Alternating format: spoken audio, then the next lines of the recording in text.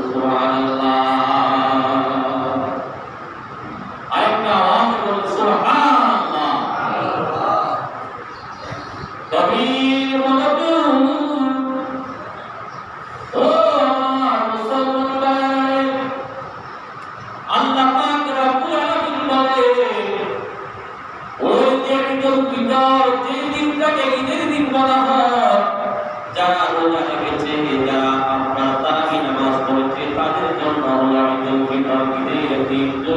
সুবহানাল্লাহ। তাদের জন্য হলো ঈদের দিন, তার জন্য হলো আপনার আনন্দের দিন, খুশির দিন। আর যারা রোজা রাখে না, তারাবি নামাজ পড়ে, তাদের জন্য আল্লাহ ঈদের দিন নয়। তাহলে আমরা যারা রোজা রেখেছি, সিয়াম সাধনা করেছি, অনেক কষ্ট করেছি, আমরা আল্লাহ আমাদেরকে তো মহব্বত করলেন, তো মায়া করলেন রে বাবারা। আমার আল্লাহ বলেন, আমি ওই জেলাটা, ওই যে পুরস্কারটা আমি আমার বান্দাকে দান করবো। সুবহানাল্লাহ। বন্ধুরে আমার, কেমন টাকা আপনি দান পাইবেন, কেমন পুরস্কার আপনি পাইবেন, আল্লাহ পাক রব্বুল আলামিন বলেন, ওই দিনে আমি আল্লাহ পাক রব্বুল আলামিন আরো বেশি করে ফেরেশতা নিয়োগ করি। সুবহানাল্লাহ। একটা আমাকে বলি, এখন তো না স্পিড পারবে না, সমস্ত না আওয়াজ দিলে তো অসুবিধা খাইতে পারবে না। এই জন্য আওয়াজটা একটু বড় দিয়ে ঈদের দিন করে আনন্দ আনন্দ করো, মহব্বতে আওয়াজটা দিবে। যেমন তার আজকে তারা দর্শন হবে না, খাওয়া লাগবে একটু হয়ে নেই লাগে, সবকে আস্তে আস্তে বাড়বো। এটা আওয়াজকে পেটে কি দানা থাকলে কিন্তু আওয়াজও বেশি হবে, পেট করা থাকলে আওয়াজ করবো। আওয়াজ দিয়ে নাড়াচাড়া করে একটু বলবো, আপনার আসলে না আপনাদের বলবো নাই। আমার আপনাদের আল্লাহ পাক রব্বুল আলামিন বলেন, ও আমার বান্দারা, আমি তোমাদেরকে জানাই দিই, যারা ঈদের দিনে জামাতের মধ্যে আসলো, বাড়ির থেকে যেমন সে নিয়ত করলো, আল্লাহ গো, ও আল্লাহ, ঈদের জামাতের মধ্যে গোসল করবে, নতুন কাপড় পরিধান করবে, নতুন কাপড় পরিধান করে বান্দা ঘর থেকে বাইরে যাইবে গো। ওই সময় আমার আল্লাহ পাক রব্বুল আলামিন ওই বান্দার জন্য ফেরেশতা নিয়োগ করে দিলেন, আর বান্দার প্রতিটি কদমে কদমে নেকি বরাদ্দ করবে। সুবহানাল্লাহ। আমার প্রতিদিনের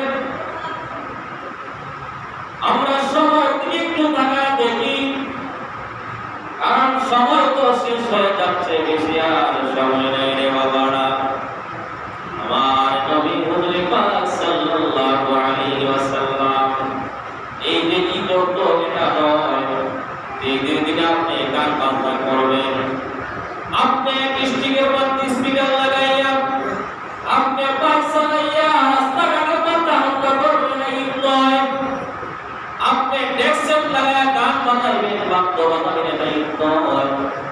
ঈদ আনন্দ, কেমন আনন্দ, ওই বান্দা যখন ঈদের সময় যখন আসবে, আমার আল্লাহ বলে একটা মাস রোজা রাখার পরে বান্দাকে আমি যেই পুরস্কারটা দিব, ওই পুরস্কারটা আপনার একটা দুইটা নয়, এই পুরস্কার আপনার এমন একটা পুরস্কার দেওয়া হবে, ওই বান্দারে অতিরিক্ত আমি পুরস্কার দিব। তুলে বলুন সুবহানাল্লাহ।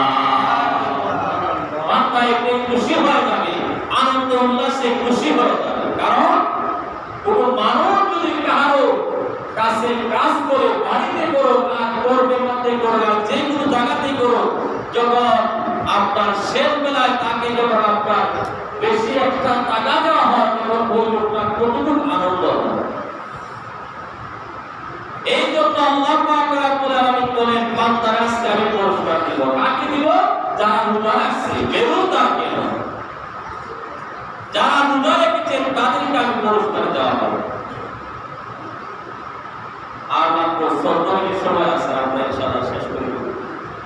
যারা এখনো পুরোটা বন্ধ যারা এই আর বড় ওষুধ দেখেন, 5 মিনিট পরে 5 মিনিট চলছে, দেখবেন আমার আর যাওয়ার নাই। তখন আপনি এক বছর জন্য কষ্ট পাবেন, আফসোস করবেন। যদি মারা যান আপনার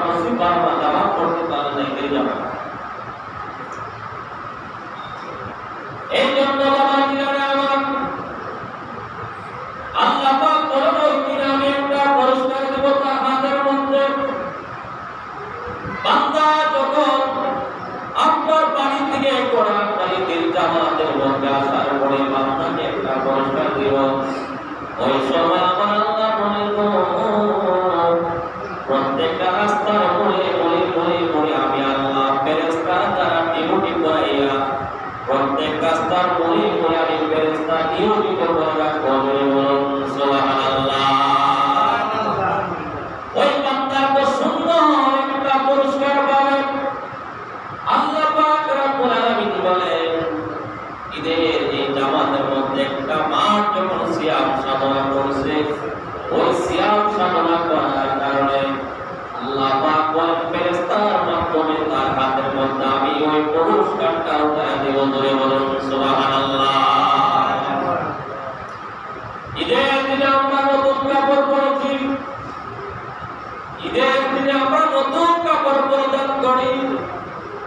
এই জন্য আল্লাহ পাক রব্বুল আলামিন বলেন, ওই সময় আল্লাহ ফেরেশতাদেরকে ডাকতে বললেন, ফেরেশতারা তোমরা যারা আমাকে বলছিলা বান্দাকে বানানো যাবে না, ওই বান্দাদের বলেন কিভাবে জামাতের মধ্যে আমার কত সুন্দর আনন্দ লাগতেছে। ধরে বলুন সুবহানাল্লাহ। আল্লাহুম্মা সাল্লি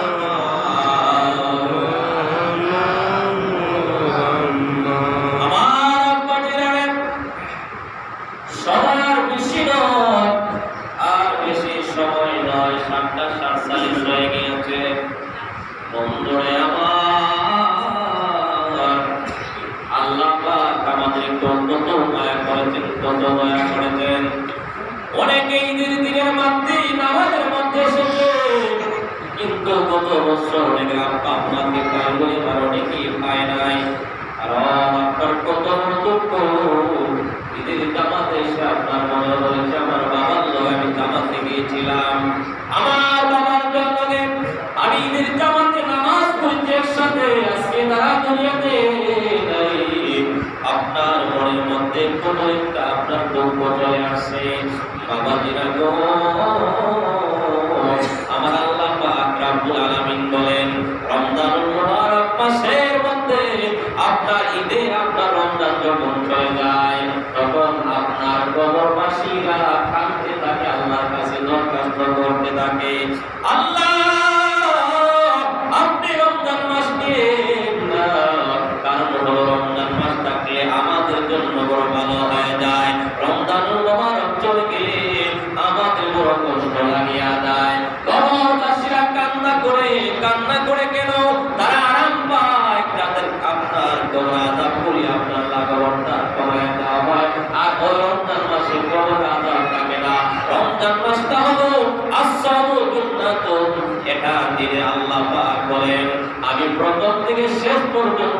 জান্নাতের দরজা রমজান মাসে আমি খোলা রেখে দেই। জোরে বলুন সুবহানাল্লাহ। আরো জোরে বলুন সুবহানাল্লাহ। আমরা এমন হতে পারি আজকে এই দাওয়াত এসেছি আপনার ঈদুল আজহা না হবে, এটা কোনো গ্যারান্টি নাই। কথা হচ্ছে আল্লাহকে ডাকতে হবে, আল্লাহকে বলতে হবে আল্লাহ আমার নেক হায়াত ইবাদত করুন, যেমন আযাব থেকে হেফাজত করুন।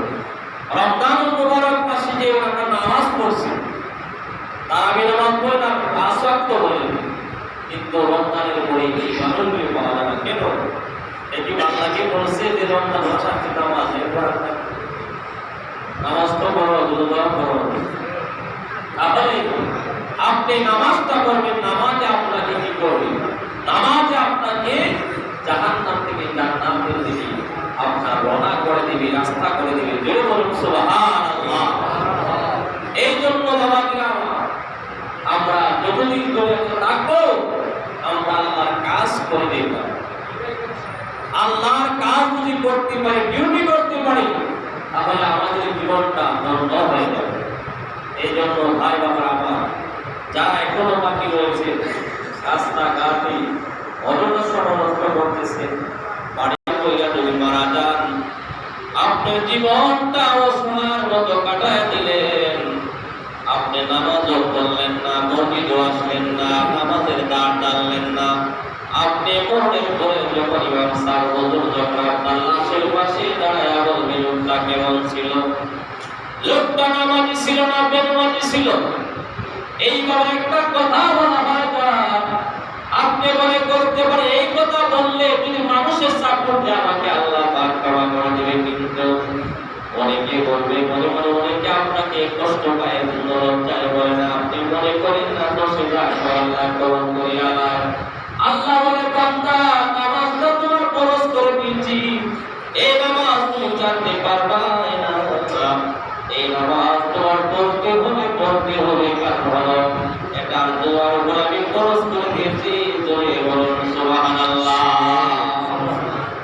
এখন আপনি দোকান পাট বন্ধ করে আপনি নামাজ আসেন। সৌদি আরবে আমরা গেছি থেকে শুনি আজানের লগে লগে আপনার শাটার বন্ধ হয় না আজানের আগে। আপনি দোকানের ব্যবসা নষ্ট হয়ে যাবে। আপনি মনে করেন যে এখন নামাজ 10 মিনিট অপেক্ষা করতে হবে, কাস্টমার চলে যাবে, দোকানের ব্যবসা নষ্ট হয়ে যাবে। আল্লাহ পাক রব্বুল আলামিন বলে বান্দা তুমি তো ব্যবসা করা হালাল, তুমি তো নামাজ চলে গিয়েছো, তুমি নামাজের পরে আয়সা দেখবা এমন ব্যবসা হয়েছে সারা দিনের জন্য আপনার ব্যবসা হয় না। কারণ আল্লাহ বান্দা তুমি আমার কাজ করছো।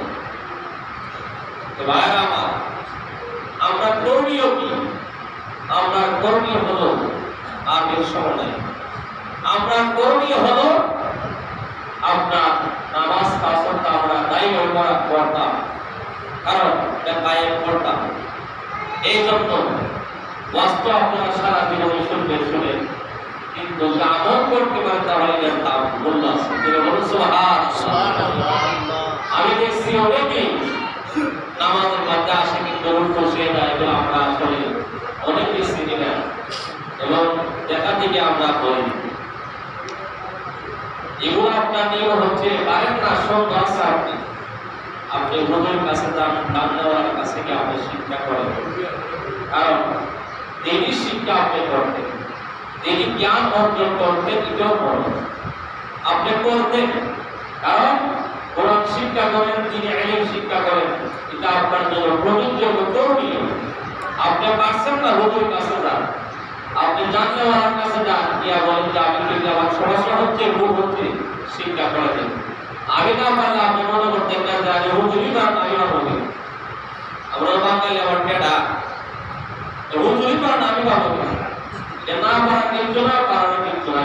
হুজুরের মনে নাও থাকতে পারে, আপনি হুজুরের মনে নাও থাকতে পারেন, প্রয়োজনে স্মরণ করা দিবেন, না হলে পরবর্তী মনে হবেন আপনার নামাজটা সঠিকভাবে করা, সঠিক নিয়মে আদায় করার চেষ্টা করবেন। আমরা বলছি যায় পাক দাওয়া পাক 10 লাখ 17 টাকা কেউ দান করা 13টা এই 15 দিন মধ্যে আমরা যেটা পড়ছি এখন সব থেকে পাক আছে কিনা দেখবেন। নামাজ তাহার শব্দের উত্তর পবিত্র। আপনি নামাজ পড়ার আগে পবিত্রতা হতে হবে, তারপর ওজোর মাধ্যমে সুবহানাল্লাহ। আপনার ওজো না নামাজে গলত আছে, আপনার সতর টাকা নাই নামাজে গলত আছে। এই জন্য সতর রাখবেন, সতর টাইকা নামাজ পড়বেন। হঠাৎ করে পড়লে সেটা আপনার সময় সম্পূর্ণ হয়তো আপনার পারতেছে, কিন্তু আপনি সতর ডেকে নামাজ পড়বেন। সবসময় চিন্তা করবেন নামাজই যখন পড়তাম নামাজের মতো নামাজ আমি পড়ি, যেন নামাজটা কবুল হয়। কারণ আল্লাহ পাক বলছেন যে আনতা আবুদুল্লাহ কাআন্নাকা তারা বান্দা, এমন ভাবে নামাজ পড়ে দিন তুমি আমি আল্লাহকে দেখতেছো। বলুন সুবহানাল্লাহ। আর তুমি যদি আমি আল্লাহকে না দেখো, তোমার অন্তরের মধ্যে বিশ্বাস রাখবা যে আমি যদি আল্লাহকে না দেখি আল্লাহ আমাকে দেখতেছে। বলুন সুবহানাল্লাহ। আল্লাহ তো অবশ্যই আপনাকে দেখে না, আওয়াজ যখন আল্লাহ দেখে না আপনারা আওয়াজ তো কি আল্লাহ আমাদের কি দেখেন, তাহলে আমরা নামাজ আসি কিনা আল্লাহ দেখেন, বই না এটা আল্লাহ দেখেন। আল্লাহর কাছ থেকে কেউ কিনতে পারবে না, মানুষের কাছ থেকে ফাঁকি দেওয়া যাবে, আল্লাহর কাছ থেকে কেউ ফাঁকি দিতে পারবে না। এই জন্য ভাইরা আমার নামাজটা বর্ধিত নামাজের সহিত করার চেষ্টা করবেন। নামাজের জন্য এই জমিনটা আল্লাহ পাক মুসল্লা বানায় দিয়েছে, আপনি যে হাজার থেকে নামাজ পড়তে পারেন, কিন্তু জামাতের সহিত নামাজ পড়লে আপনি সওয়াব একটু বেশি। এই জন্য চেষ্টা করবেন জামাতের সহিত নামাজ পড়বা। কারণ মানুষের সাথে হিংসা থাকতে পারে, দ্বন্দ্ব থাকতে পারে, বেজার থাকতে পারে, মসজিদের মধ্যে আপনার কোনো বেজার নেই। এটা কি অনেকে হয় আমি মসজিদ নামাজ পড়ব না, এগুলো সমস্যা, বিভিন্ন ধরনের কথাবার্তা বলেন, এগুলো আপনি ভুল করতেছেন, আপনার জীবনটা নষ্ট করতেছেন। মসজিদ তো তার নামাজ না, এটা আল্লাহর মসজিদ। এই মসজিদে আপনি কিছু করে নাই, মসজিদ নামাজ পড়তে হয়তো আমার লোকে দ্বন্দ্ব থাকতে পারে, মসজিদ লোকে কোনো দ্বন্দ্ব নয়, তাহলে মসজিদে নামাজ পড়ে নামাজ পড়তে কেন আপনি তো গুনাহগার হচ্ছেন। নামাজ না পড়ে আপনি নামাজ পড়েন মসজিদে এসে, এই মসজিদ উন্মুক্ত করা হয়েছে নামাজের জন্য, সকলের জন্য। যে বলুন সুবহানাল্লাহ। যদি কেউ বলে মসজিদ আমার, নামাজ হইল না, ওয়াক করে দিতে হবে, এটা রাস্তা আছে। আর দাবি বললে নামাজ সব যা করছিলেন 8-10 বছর নামাজ বেশি আপনি বলেন, ওই লাখে লাখে মানুষ ছিল কাতারে কাটা, আর মরিয়া বাইসে দিলে আর কিছু নাই, হয়ে গেছি আপনার আমলটা। এই জন্য মসজিদ আপনি মসজিদ চাবেন না, মসজিদের সাথে সম্পর্ক করেন, আপনার জীবন তত্ত্ব হবে। কেমন তত্ত্ব হবে? আসল ময়দানে সব কিছু ধ্বংস হয়ে যাবে, আল্লাহ বলে আমার মসজিদ থাকবে। যে বলেন সুবহানাল্লাহ। আল্লাহ বলে মসজিদ থাকবে, আমি আল্লাহ থাকবো। ওই মসজিদ যখন আপনার জান্নাতে নেওয়া হবে, তখন মসজিদ বলবে আল্লাহ আমি যাবো ঠিক আছে, কিন্তু একা যাবো না। কেন? কারণ এই মসজিদে যারা, আমি মসজিদকে যারা মায়া করছে, মহব্বত করছে, এত পরিশ্রম করলো আমার জন্য, তাদেরকে আমার কাছে দেন, তাদেরকে নিয়ে আমি জান্নাতের মধ্যে চলে যাবো। যেটা বলুন সুবহানাল্লাহ। আমি সবাই আছে, সময় আছে, 8টা বাজে আমরা জামাত করে দেবো। যারা রাস্তাঘাটে আছে দৌড়বেন তাড়াতাড়ি, জামাতের তাড়াতাড়ি আসে, কারণ আপনি অপেক্ষা করছেন, আমার সময় নাই, টাইম চলে গেছে। এই জন্য মেহেরবানি করে চলে আসুন। সময় হচ্ছে 8টা, 8টার সময় আমরা জামাত, আর 1 মিনিট সময় আছে, আমরা শেষ করে আল্লাহ পাক রব্বুল আলামিন যেন ঈদুল ফিতরের জামাতকে কবুল করে সকলে বলুন আমিন। জামানে বলুন আমিন। আমরা যেন 5 ওয়াক্ত নামাজ পড়তে পারি, আমরা সঠিক পথে চলতে পারি, আর সঠিক হকটা বলতে পারি, সবসময় চেষ্টা যেন আমরা করি। আল্লাহ পাক যেন তৌফিক দান করে। হারাম থেকে আমরা দূর রাখতাম, হারাম থেকে আমরা দাবি করতাম। আল্লাহ পাক আমার জীবনকে কবুল করবে, বন্দেগী এবং কবুল করবে। আল্লাহ পাক যেন এগুলো কবুল করে সকলে বলুন আমিন। জামানে বলুন আমিন।